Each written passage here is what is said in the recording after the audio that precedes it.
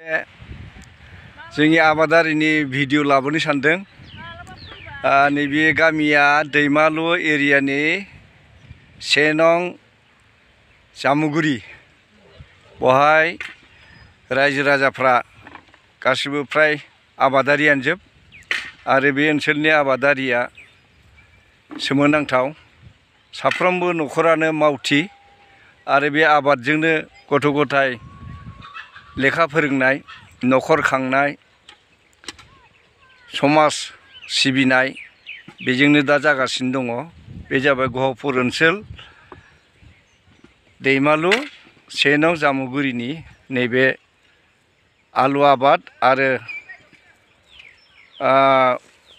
बानलु साहेब ना बानलु बरफसि होनो बानलु सिब्र' बेखौ आं दिन्थिनो थाखाय आखायाव लानाय जादों। नैबे नायनानै ला बेसेबांबा गुवार।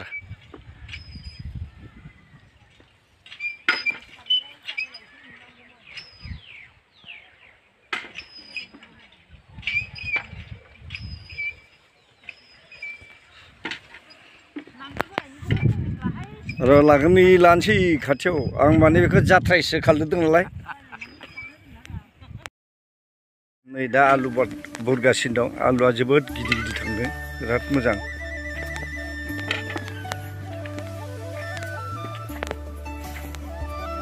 आलुआ थांदोंना? थांदों। गिदिर गिदिर मा आलु होनो बेखौ? मा होनो? प्रसेसिं। गभर्नमेन्ट प्रसेसिं कम्पानिया लाङो बेखौ। बे बुदों शिप कम्पानि, दा गथ'फोर जाग्रा शिप।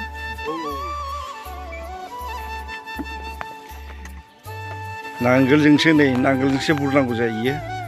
आरो नै आरो माखासे बुरगासिनो दङ न'खरनि।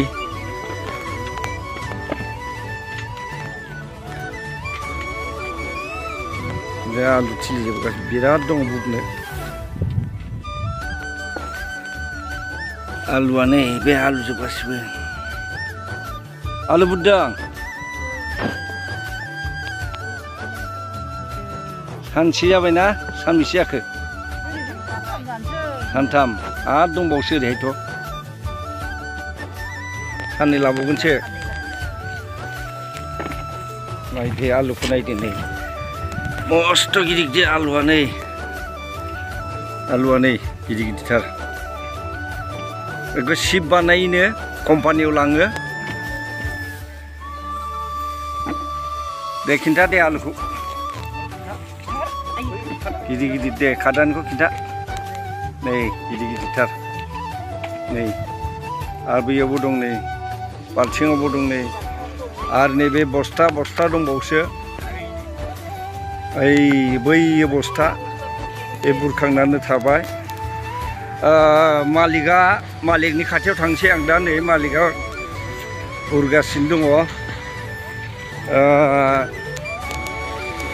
मालिकआ दा नांगोल बोनानै आलुखौ सायाव जाखांहोदों। खुलुमबाय। सिगां सारनि मुंखौ एसे खिन्थाग्रोबा मोजां जागौमोन नामा? आंनि मुङा मरेस्वर बसुमतारी, गामि 1 नं जामुगुरि। जामुगुरि दैमालु एरियानो जायो। दैमालु एरियानि। बेखौ मावनायाव मारैहाय मावदों बेखौ एसे बुंना होबा मोजां जागौमोन सार। बेखौ नैबे जोंनि जिथु गहपुर ओनसोलनि ब्लक हरिद्वार ब्लक बेनिफ्राय जों सहाय मोनदों। दा गभर्नमेन्टआ माखासे बिदिनो खेथियकफोरनो सहाय होदों। जोङो लन सिस्टेमै बे आलुखौ गायनो मोनदों। दा बे लनखौ बे आलुजों सुख'नांगौ जायो। बे लनखौ जोङो बे आलुखौनो हरनानै सुख'नांगौ जायो। गावसोरनो लांफैगोन ना? गावसोरनो लांफैगोन। नैबे दा बस्थाफोर बेयो गभर्नमेन्टआनो हरदों एबा बे कम्पानिया हरदों।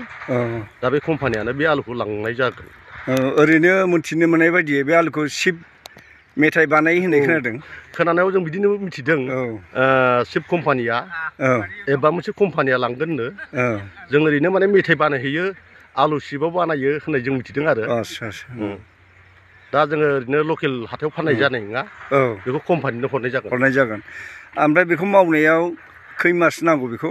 ओरैनो जोंखौ ट्रेनिंआव होनाय बायदिबालाय गायनायनिफ्राय 90 दिन मास मोनथामजोंनो बे आलुखौ मोननाय जायो ओमफ्राय बेहाय लाब जायोबा जों मोनगोन औ बिसोर हरनाय जितु फैसा बेखौ सुख'नानै आग्लायनाय बा बासायनाय रांखौ जों मोननाय जागोन दा बेखौ मावनानैथ' मोजां मोनदों जोङो दा हिसाब निकासखौ मोनथ'वाखै जोंनि मोनसे फोथायनाय दं जों जथेस्थ' लाब जागोन हयथ' जों बे आलुखौ दाहार लानायखौ सुख'नानै हयथ' जों माखासे लाब मोननाय बायदि जों मोनसे आसा खालामना दं गोजोननाय थाबाय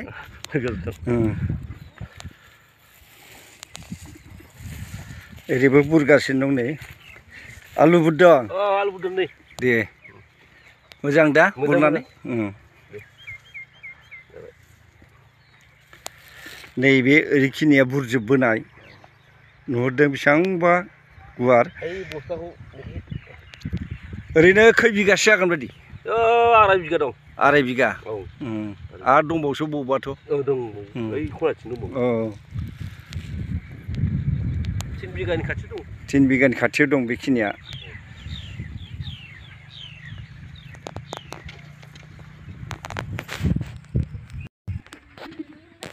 नै बेखौ बानलु सिब्र होनना बुङो साहेब बानलु बा हारसानि অসমীয়া ভাষাত ইয়াক ভোট জলকীয়া বুলি কোৱা হয় এইটো জলকীয়া খেতি এইটো গোটেই দেশেতো ইয়াত কমেও 5 বিঘামান ভোট জলকীয়া 5 বিঘা বেছি হ'ব বুলি কৈছে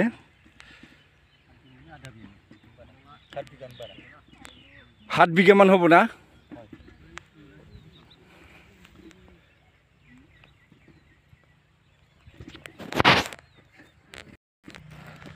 এইটো কি জলকীয়া বুলি কোৱা হয় হাতী জলকীয়া বড়ো ভাষাত শিব্ৰ বানলু শিব্ৰ বানলু বুলি কোৱা হয় বড়ো ভাষাত শিব্ৰ বানলু শিব্ৰ আৰু অসমীয়া ভাষাত হাতী জলকীয়া বুলি কয় বা ভোট জলকীয়া বুলিও কোৱা হয় ধন্যবাদ ইয়াত কিমান বিঘামান আছে 7 বিঘামান আছে 7 বিঘামান আছে আকৌ বিপিনে বহুত আছে ঠাই আছে বহুত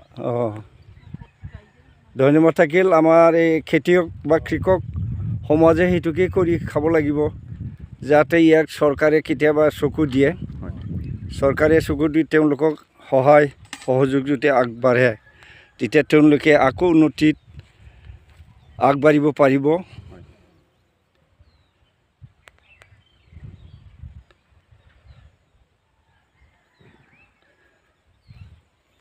ধন্যবাদ থাকিল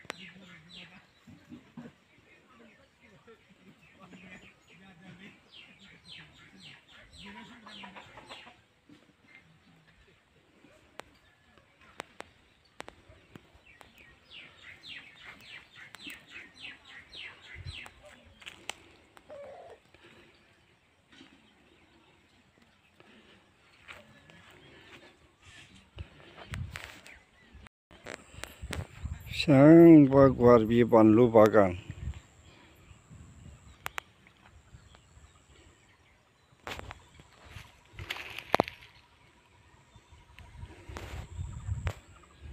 बेफोरखौ सरकारनिफ्राय सहाय एबा हेफाजाब मोनोब्ला बे आबादारिफ्रा आरो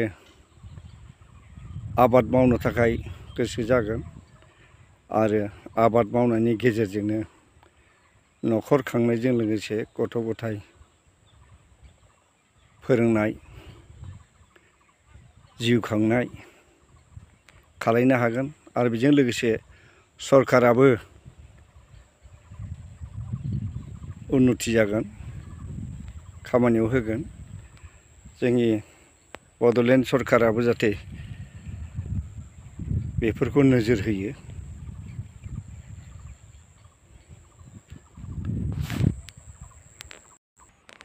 नैबे कबि बागान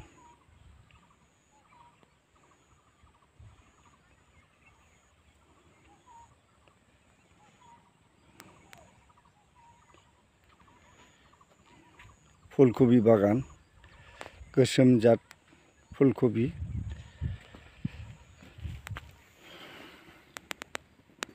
कबिया जानोबो मोजांथार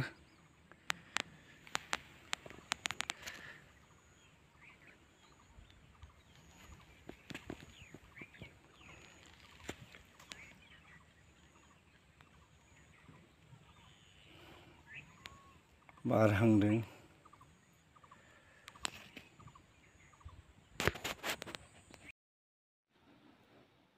खुलुमबाय नायगिरि नोंथांमोनखौ मान होनानै गोसो गोरबोजों खुलुमहरबाय भिडिअखौ नायनानै मोजां मोनदोंब्ला लाइक खालायदो कमेन्ट खालायदो शेयार खालामदो गोजोन्थों।